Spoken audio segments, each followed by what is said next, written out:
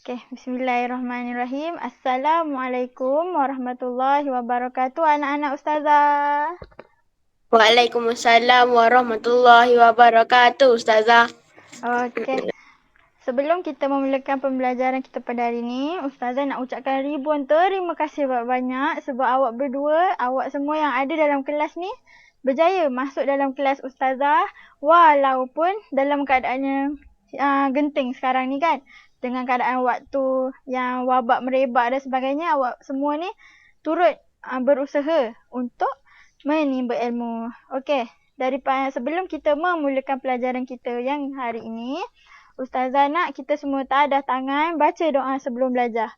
Okey, semua baca ramai-ramai. Sama-sama. Bismillahirrahmanirrahim. Allahumma ftah alaina hikmataka wa anshur alaina min khazaini rahmatika ya arhamar rahimin. Rabbi shrah li sadri wa yassir li amri wahlul 'uqdatam min lisani yafqahu qawli. Amin amin ya rabbal alamin. Okey, sekarang ni kita dah membaca doa sebelum belajar. Kita semua tahu kan membaca doa sebelum belajar ni adalah salah satu adab untuk kita menuntut ilmu sebelum kita memulakan pelajaran. Sebab apa? Sebab apabila kita berdoa, malaikat akan turut mendoakan kita dan ilmu yang guru sampaikan juga pun mudah serap masuk dalam otak kita. Okey, tanpa melengahkan masa lagi, jom kita teruskan pada pembelajaran kita pada hari ini. Cuba teka, hari ini kita nak belajar mata pelajaran apa ya? Ibadat. Okey, pandai. Untuk subjek ibadat ni, tada, tengok ustazah ada bawa ni. Cuba teka ni apa? Okey. Sabun, detol. Sabun. Okey, sabun. Sabun ni agak-agak kan, dia bentuknya macam mana ni? Dia bentuk apa? Petak. Petak. Lagi segi empat tepat. Okey kan, boleh jadi kan? Okey, sabun ni jenama apa? Detol. Detol, pandai. Okey, agak-agak awak berdua lah kan. Apa tajuk yang kita nak belajar pada hari ni ya? Mandi. Mandi. Okey, pandai. Lagi. Kenapa apa kaitan sabun ni dengan mandi? Sabun ni untuk apa? Bila kita mandi, sabun ni untuk apa? Menyucikan diri. Okey, pandai Ikram. Sabun ni untuk menyucikan diri kita daripada segala kekotoran. Okey. Apabila kita mandi, kita dapat bersihkan segala kekotoran yang ada dalam diri kita supaya kita bersih. Lepas tu kita selesa untuk beribadah kepada Allah. Okey, semua. Hari ni kita nak belajar tentang mandi. Kita dah tahu kan? Sebelum ni kita pun dah belajar tentang mandi. Kenapa hari ni kita belajar lagi tentang mandi? Sebab apa? Siapa tahu sebab apa kita belajar lagi tentang mandi? Sebelum ni kita dah belajar kan? Tahu ke tidak? Tak tahu. Tak apa. Ustazah boleh terangkan.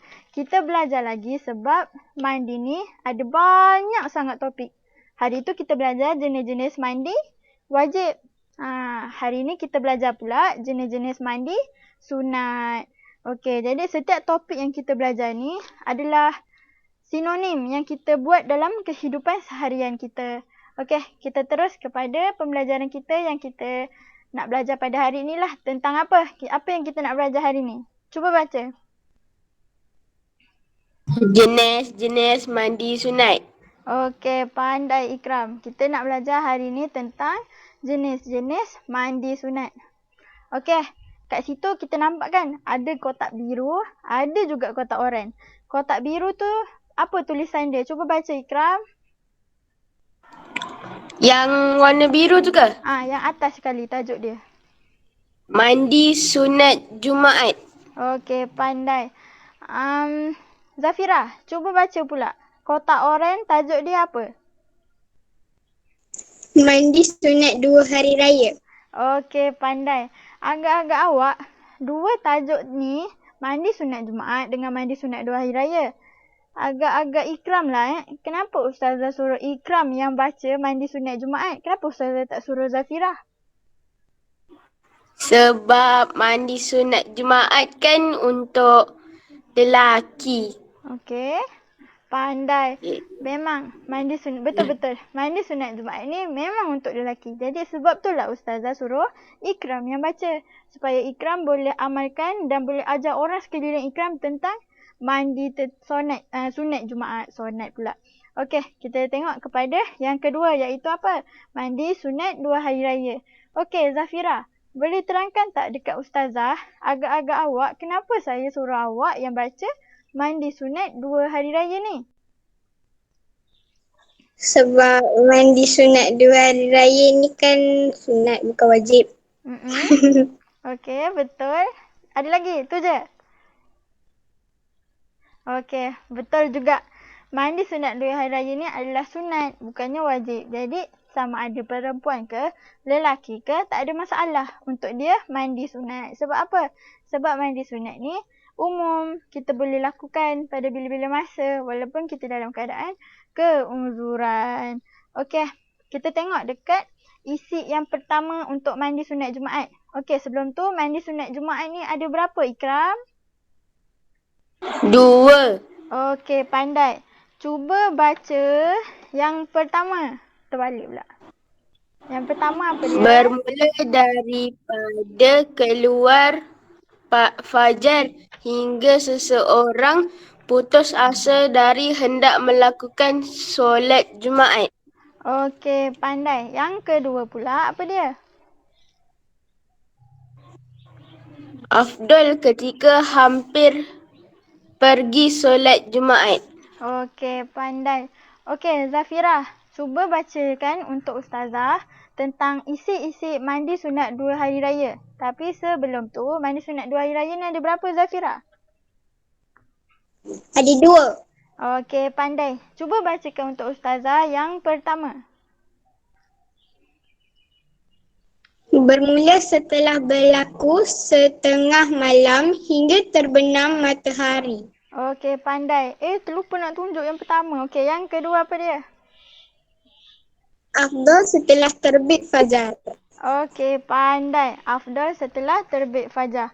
Okey, untuk dua-dua mandi sunat Jumaat dan mandi sunat 2 hari raya ni, awak semua faham ke dengan secara mendalam?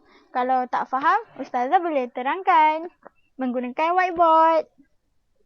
Nak Ustazah terangkan tak? Nak. Okey, kita tengok. Boleh. Okey, bagus semua. Excited. Okey, kita tengok yang pertama iaitu mandi sunat Jumaat. Apa dia? Bermula daripada keluar fajar hingga seseorang putus asa daripada hendak melakukan solat Jumaat. Apa maksudnya kat situ? Maksudnya putus asa tu bukan bermaksud dari segi orang tu malas solat Jumaat tau. Maksudnya kat sini, apabila seseorang tu dia hendak melakukan solat Jumaat tetapi dia mandi sunat Jumaat tu selepas dia solat Jumaat. Jadi dia tidak dapat pahala solat Jumaat tersebut. Jika dia melakukan mandi sunat Jumaat tu sebelum dia melakukan solat Jumaat, maka dia akan dapat pahala. Dengar baik-baik. Fahamkan?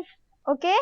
Yang pertama, apabila seseorang lelaki dia hendak melakukan solat Jumaat tapi dia mandi selepas solat Jumaat, maka dia tidak dapat pahala solat mandi sunat Jumaat.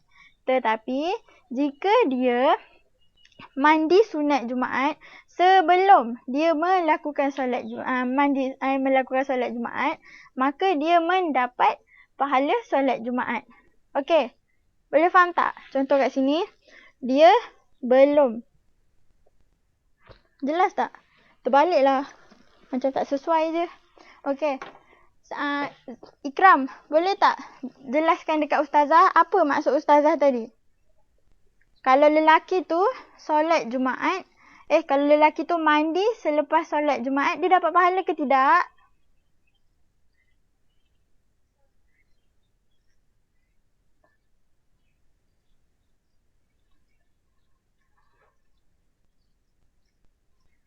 Ikram? Okey, ada lain? Ya, saya? Okey. Okey, saya nak tanya ni. Jika seseorang lelaki tersebut dia mandi solat Jumaat, mandi sunat Jumaat selepas dia solat Jumaat, adakah dia dapat pahala mandi sunat tersebut? Tidak. Tidak. Okey, pandai. Jadi awak fokus dalam kelas Ustazah tadi. Okey, kita tengok kepada yang kedua iaitu afdal ketika hampir pergi solat Jumaat. Apa dia dekat sini maksudnya? Kita, okey. Ikram selalunya solat Jumaat pukul berapa? 1. Satu kan? Selalu pukul 1 kan? Tapi siapa-siapa yang rajin kan kadang 12.30 macam tu dah pergi kan? Okey, macam Ikram pergi pukul 1. Okey, waktu yang afdal ketika hampir pergi solat Jumaat. Maksudnya, kalau Ikram pergi pukul 1, maknanya pukul 12.30 dah boleh mandi. Pukul 12 dah boleh mandi. Maksudnya mandi, niat dalam hati mandi nak mandi sunat Jumaat. Kalau Ikram daripada awal pagi-pagi lagi dah mandi, dah niat, dapat pahala juga. Cuma waktu yang lebih afdal waktu tersebut. Pukul 12, 12.30 ke, macam tu lah. Okey, boleh faham? Okey, bagus. Kita tengok yang kedua iaitu apa yang Zafira cakap tadi. Bermula setelah berlaku setengah malam hingga terbenam matahari.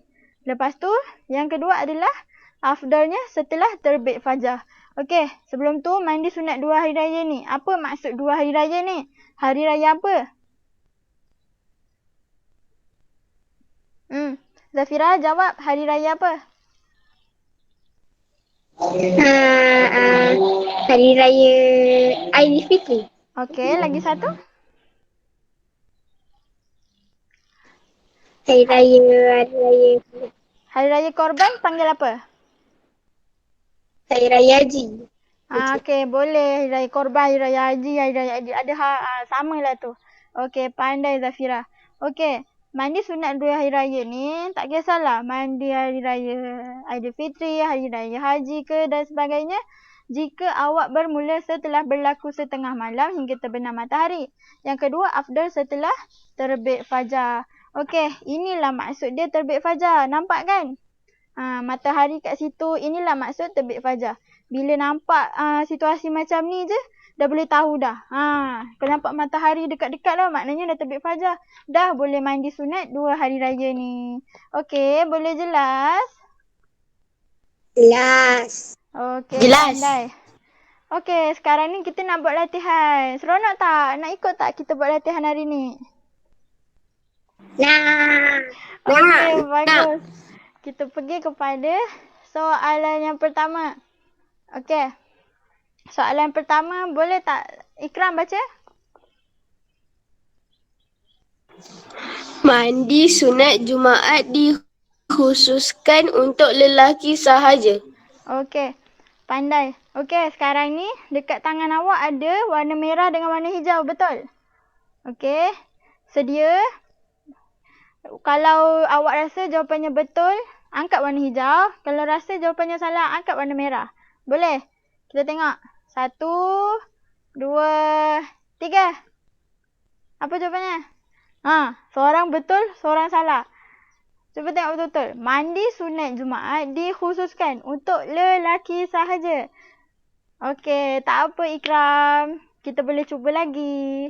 Jawapannya adalah salah. Mandi sunat Jumaat juga boleh dilakukan untuk kaum lelaki, perempuan juga. Okey? Tapi kalau lelaki Tak ingat. tak apa. Kalau lelaki pun tak ada masalah. Boleh juga. Tak apa Ikram, tak apa. Kita cuba lagi. Okey, tengok yang kedua. Zafira baca.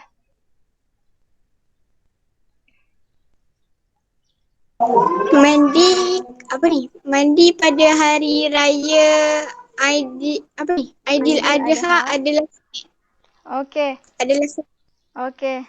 Jawapannya betul ke salah? Jawab cepat. 1, 2, 3. Ikram, fokus. Jawapannya apa? Okey, baik semula. Mandi pada hari raya Aidil Adha adalah sunat. Betul ke salah? Okey, bagus. Dua-dua. Tahniah. Jawapannya adalah betul.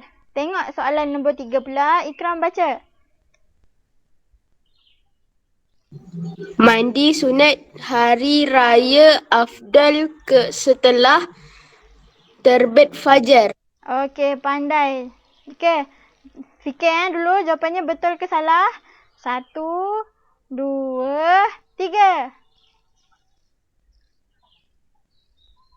Okey, pandai. Ya, betul. Dua-dua betul. Nombor 3 adalah betul. Mandi sunat hari raya afdal setelah terbit fajar.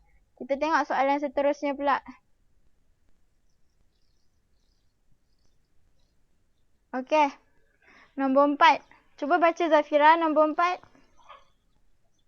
Mandi sunat Jumaat hanya dibenarkan pada hari Jumaat sahaja. Okey, pandai. Okey. Fikir, ready? Sediakan. 1, 2, 3.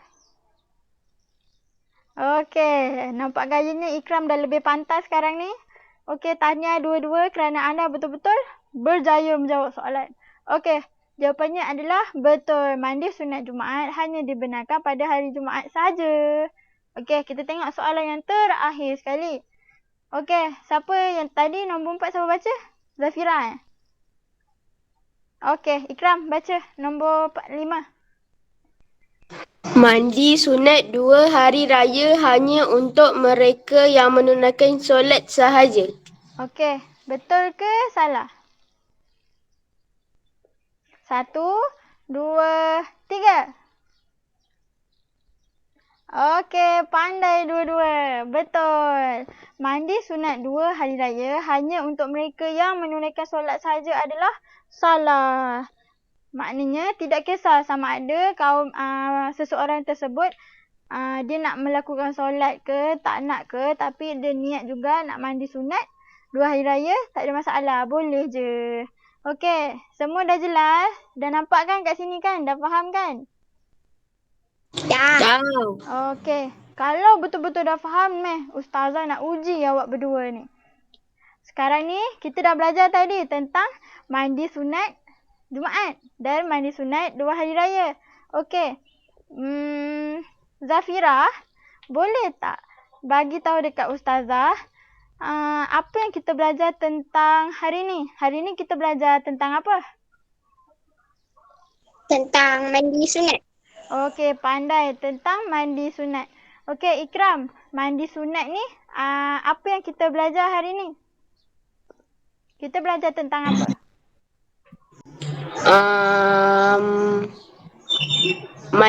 Jenis-jenis mandi sunat. Okey, betul. Tadi Zafira dah jawab. Ustazah tanya, apa dia jenis-jenis mandi sunat yang kita belajar hari ni?